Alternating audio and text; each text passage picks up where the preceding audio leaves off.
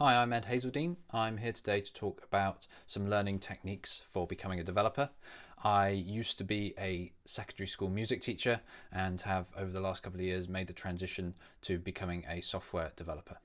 So hopefully this will be an honest guide to becoming a developer and give you some help if you're making that career change or whether you just want to push your career forward and are struggling with learning things perhaps quickly enough. So as I said, I used to be a music teacher. This used to be a common sight, a mob of djembes. Luckily these days I only have to deal with a mob programming. As a music teacher, I picked up lots of skills for how to learn and how students learn, and I managed to apply these to what I was doing in my own learning when I was becoming a coder. And through that time, I picked up lots of things, and luckily, and through hard work and a lot of time, I got a job with Bluefruit Software as a software developer. And I was really happy that they hired me, obviously, but it's been a really fantastic time there. They're an embedded software company, and I've learned a lot while I've been there as well. So I'll be touching on that a little bit as well. So to start off with, I wanted to talk about how you learn. And there are a few specific things that I use that really help me when I'm learning a new programming language or a new framework or just learning anything really. So these are spaced repetition, do it yourself and making mistakes, the concept of flow, and obviously teaching it is something that I'm going to be talking about as an ex-teacher myself. So I'll start with spaced repetition. This might be something you've heard of before, but it was something that was really interesting to me and helped me a lot when I was learning. Maybe not like the logic behind programming, or maybe not some of the kind of architectural thinking about stuff, but it really helped when I was starting to learn with the kind of syntax of code, the kind of the basics of a new language or the basics of things like that, because that's the thing that this sort of thing is really good for.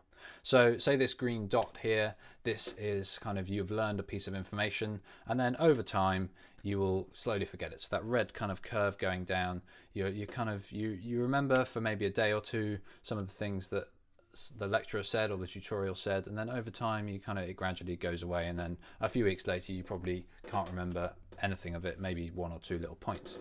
So what the good thing to do then is a couple of days later is to relearn that information. Okay, then that's going to change your curve.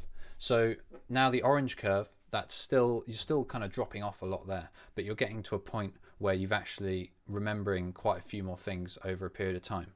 And then if you carry on doing this, then you can see here that these curves, the green one there, and then the blue one there, they're becoming a lot flatter. So by relearning information over separate points in time, you are going to be helping your memory to retain these things for longer. And you can see here that the spaces get longer between them. You're not going to have to, it's not every 2 days.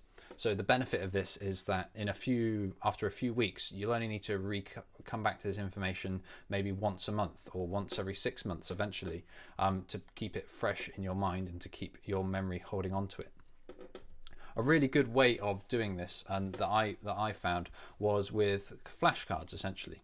So in Anki is a way of creating flashcards, and like I talked about that spaced repetition at the before, you can see in this screenshot here we have at the bottom, it says again, good, easy. This is the first time I'm looking at this card. So there's a little comment, what does the following output? I was struggling with lambdas for a long time. So a lambda is like an anonymous function. So it's a function that doesn't necessarily have a name. Here we've given func equals lambda, and then it prints 1, prints 2, and then func. So there, what will happen is it'll actually print 2 first and then print 1. So I made a card out of this. You can see at the bottom half is the answer, and then at the bottom it says again, good, and easy. So if I didn't get that right at all, I click again, and then it will bring it back to me in a minute.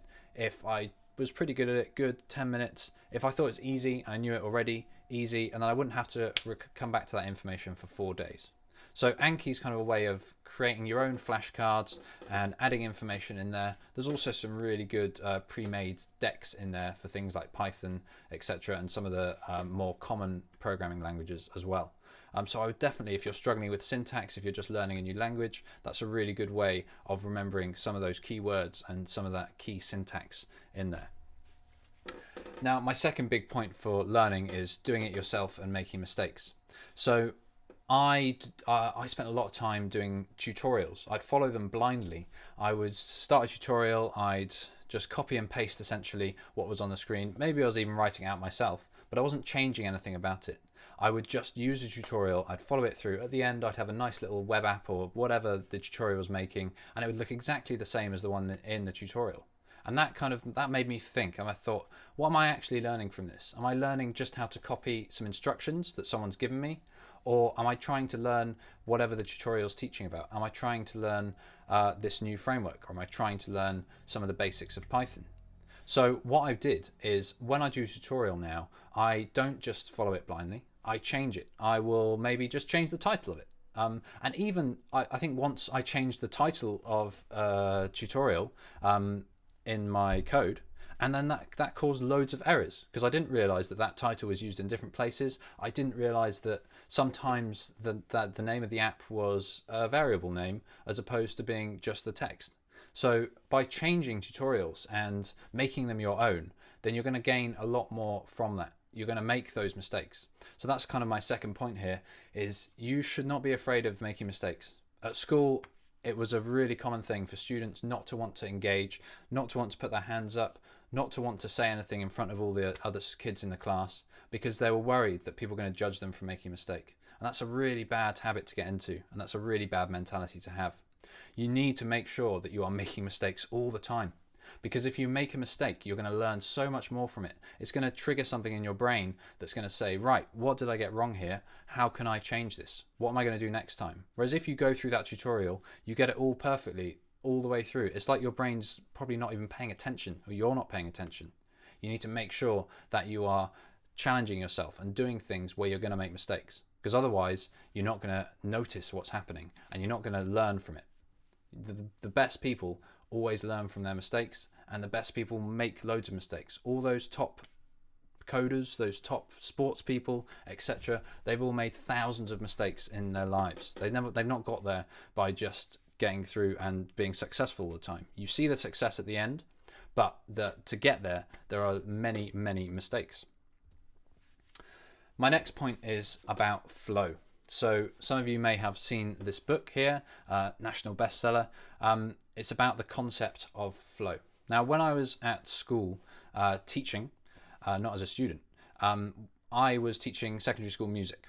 So as part of GCSE music in secondary school, you have to write a composition. So you have to write a piece of your own music. Now, for something this creative, our lessons usually used to be 55 minutes. And for something creative like coming up with your own piece of music, 55 minutes is quite a shrunk piece of time. And that's also the same for getting on with some code. And if you're writing a script or writing a web app or something like that. So what you need to make sure is that you have an extended period of time to come up with some new ideas. Quite often it took me, when I got home in the evening, I'd think, oh, I've got 10 minutes now, I'm going to sit down and learn a little bit of Python. It would take me 10 minutes just to get my computer set up and get ready to get going. So that was actually kind of a wasted piece of time that I would probably have spent doing something else in that time and then saved it. So I'd say if you're learning and you're trying to change career, you're working a full-time job at the moment, don't try and squeeze in 10 minutes here and there. That is good advice for some other things, like maybe learning different subjects that have different type of matter. But something like coding is something where you have to kind of get your head really wrapped around a problem, and you have to spend a lot of time learning that. So having this sense of flow and having these big blocks of time. Luckily, where I work now, I mean, meetings are a curse of working as a software developer, I have been told. But luckily, the amount of meetings that I have is so few, and those meetings are important meetings. But around that, there are big chunks of time for me to be able to get onto work, get into that sense of flow, and get stuff done.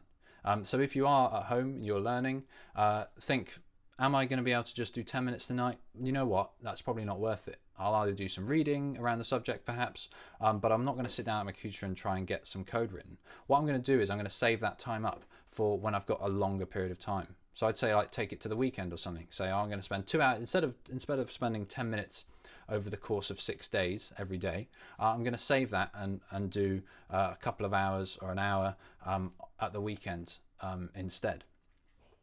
Another thing about flow is that it's about challenging yourself, but not too much.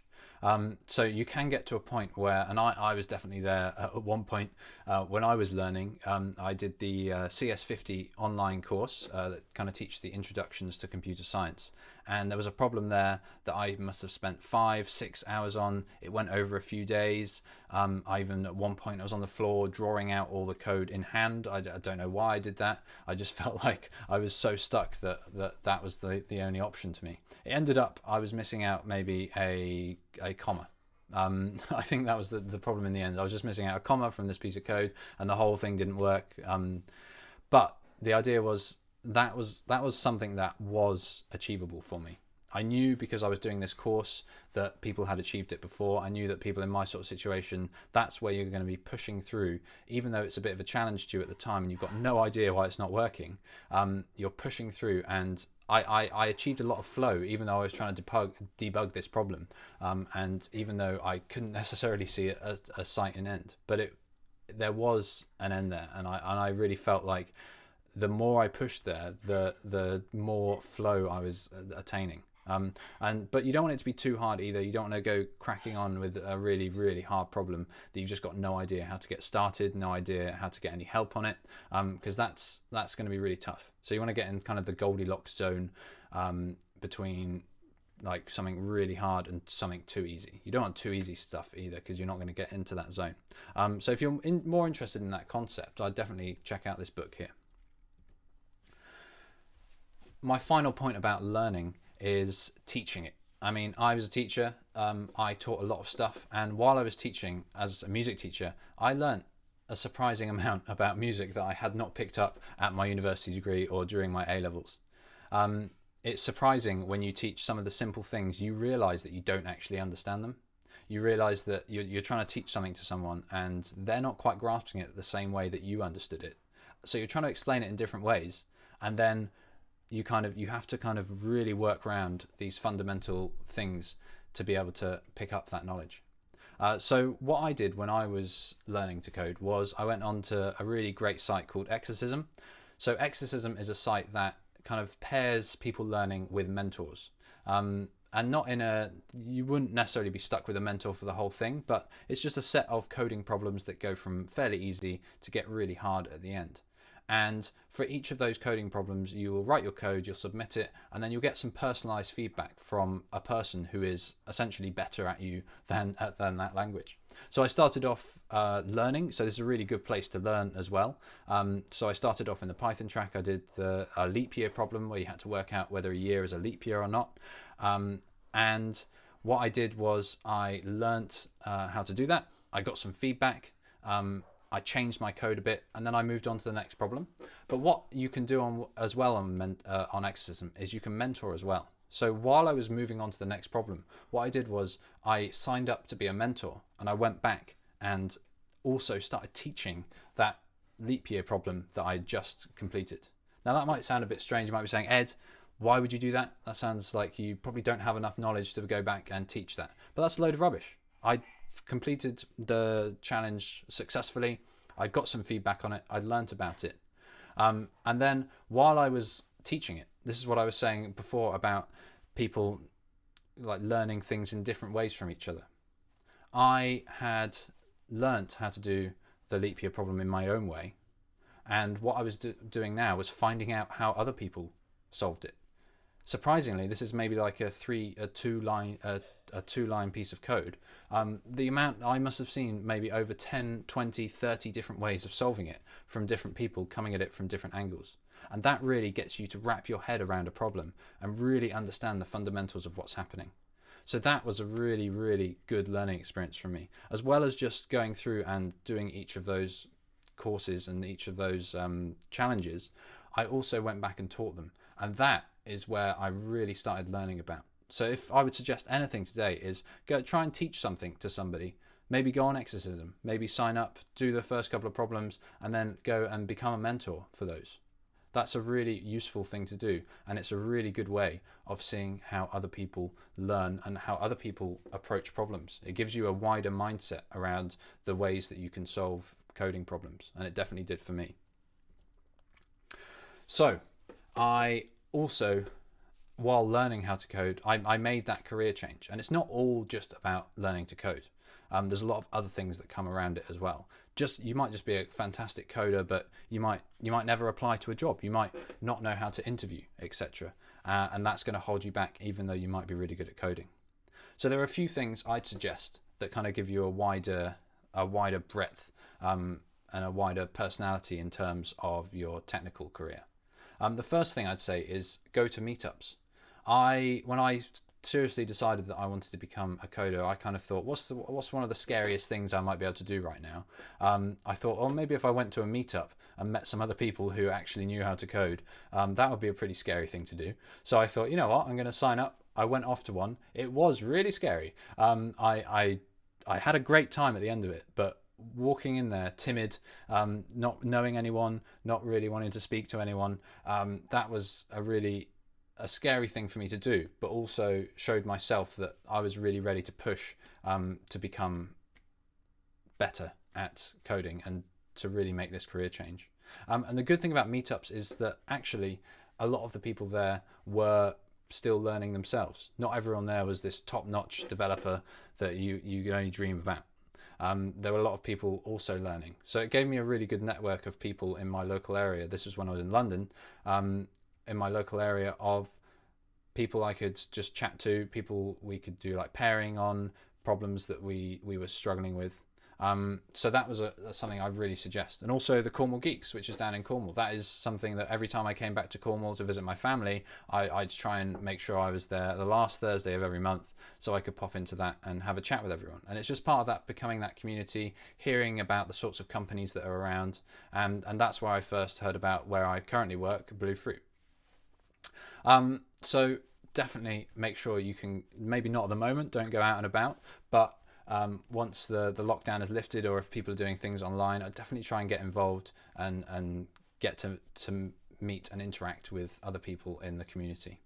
Another way of doing that, and maybe not on such a local scale, but more of a global scale, is getting involved in the community online.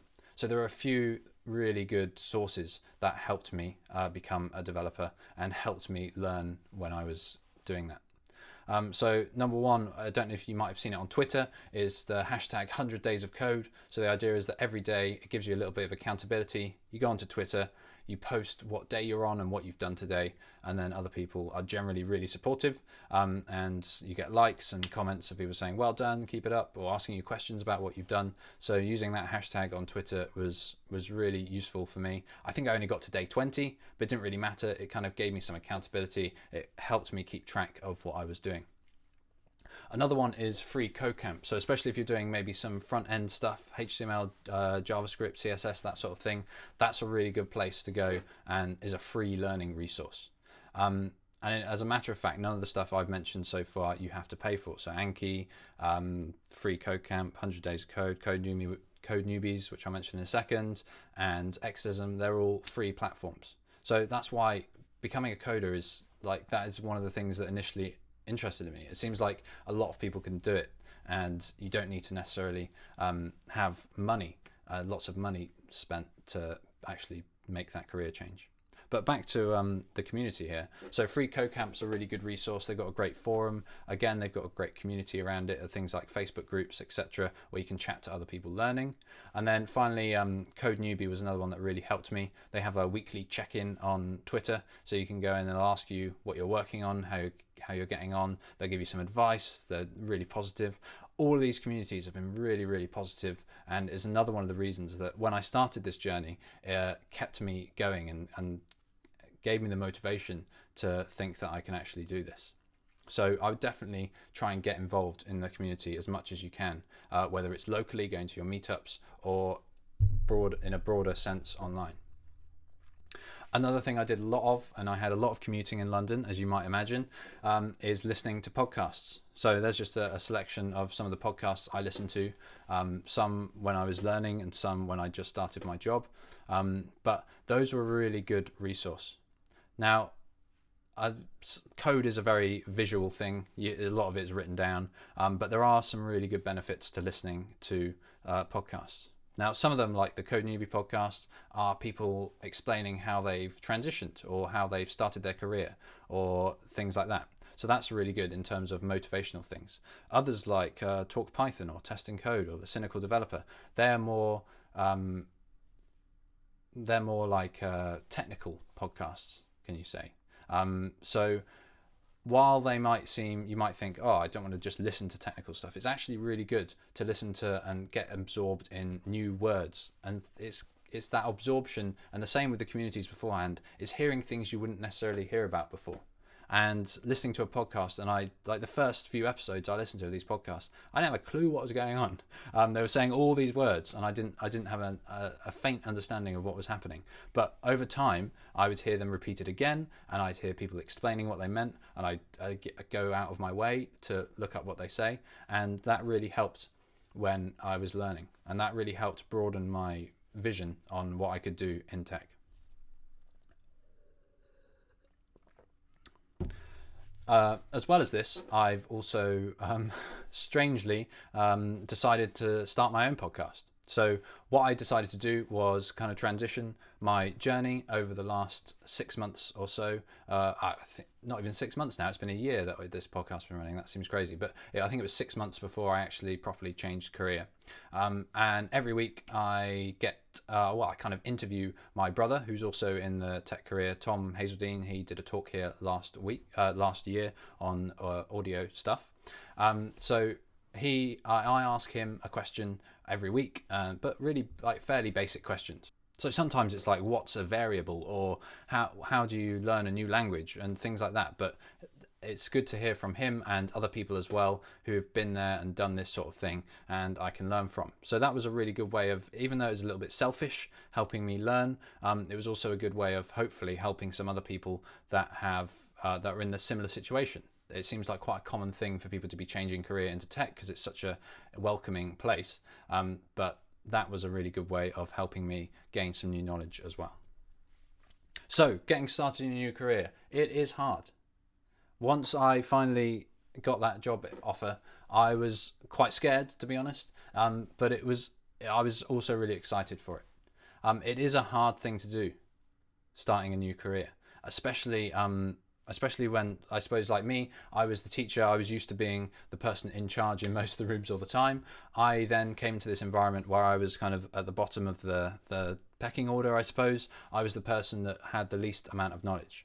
Now, luckily at Bluefruit, I didn't have to feel like that. But before I went in there, I really felt like I was going in right at the deep end again. I was becoming the student again. And I was going to have a lot to learn. And it's true, you do have a lot to learn in your first few weeks as a developer.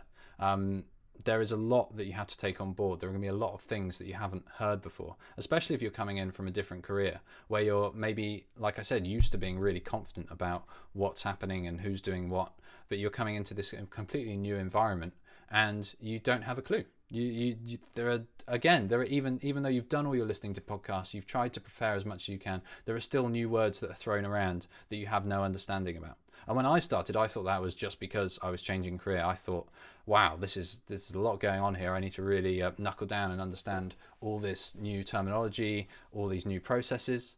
But actually, you don't need to feel that worried about it. Especially if you're coming in as a junior developer, you are there to learn, essentially, to begin with. You're not expected to go in straight away and start delivering products.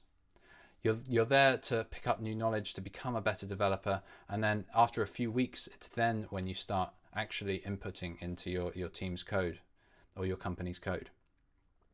So one of the things I thought was, well, I might not be the most technically minded, but what can I bring on board from my current career? So I would implore you, if you're changing career, have a think, what are the things that make me really good in my current career? What can I bring into this environment that might not be technical skill in coding, but it might be I am really good at dealing with maybe tough situations, or maybe I'm really good at, I've become a salesperson, I'm really good at speaking to clients about code, about projects and things. So now I can add that code slant in on it as well.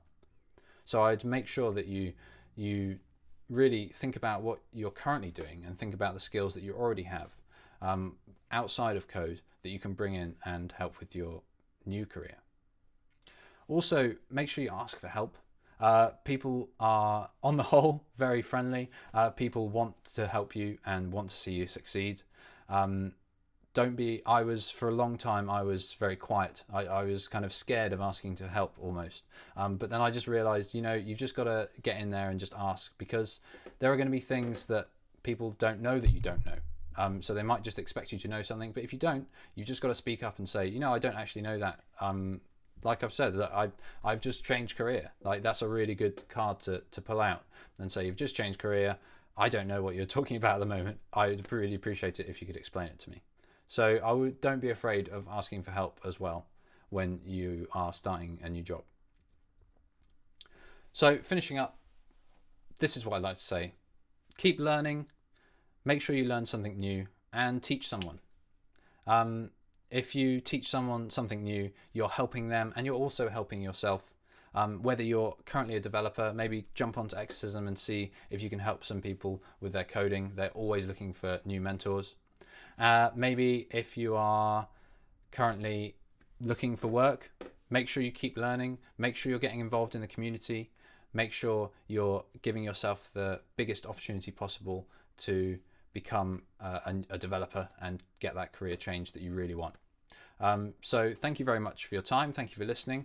And I will hopefully have some Q&A for you in a second. Bye.